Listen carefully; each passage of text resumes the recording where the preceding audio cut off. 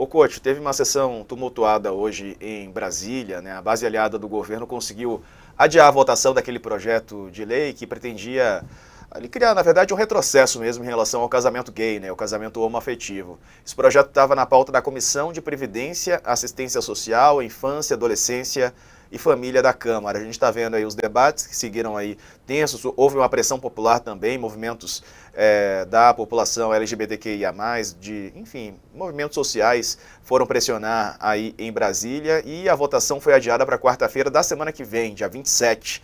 O argumento foi a aprovação por unanimidade de uma audiência pública proposta pelo pastor Henrique Vieira, deputado do PSOL.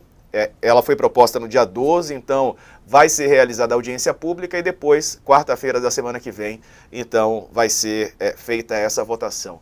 Para continuar nesse assunto, a gente conversa agora com o professor de Direito da Unifesp, Renan Quinalha. Seja bem-vindo, professor. Boa noite. Bom, retrocesso, né, que está aí querendo pintar, mais um deles. E a gente vê os deputados voltando a discutir um assunto que já estava mais do que ultrapassado, né? Boa noite.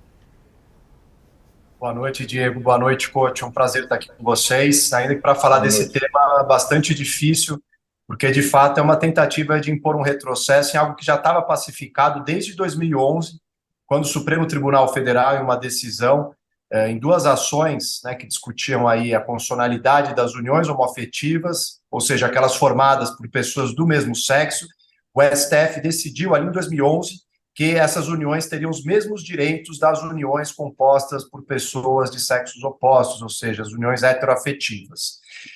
Além disso, o Conselho Nacional de Justiça emitiu uma resolução em 2013, porque muitos cartórios ainda se negavam a fazer o registro do casamento civil, então havia todo um debate se o STF tinha reconhecido só a união estável, também um casamento civil. São duas figuras com um pouco de diferença entre elas aí do ponto de vista da conjugalidade.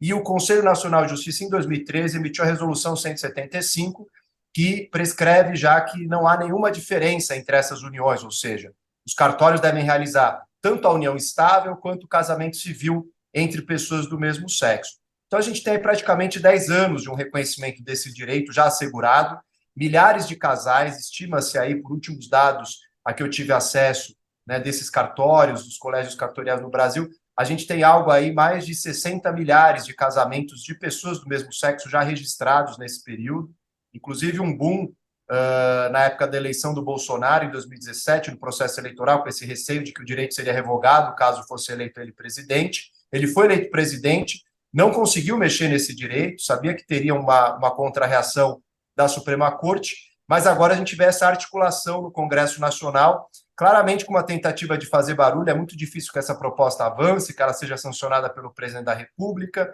Se ainda o for, né, haveria o próprio controle de constitucionalidade no Supremo Tribunal Federal, que derrubaria, sem dúvida nenhuma, essa proposta com a sua atual composição.